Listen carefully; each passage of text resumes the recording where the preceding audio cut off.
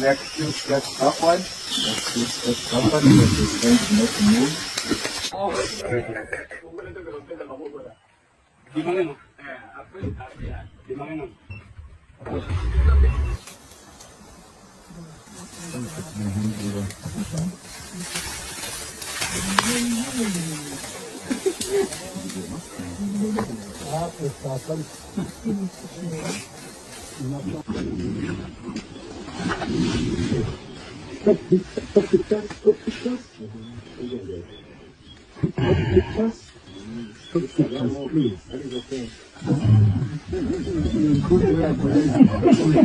People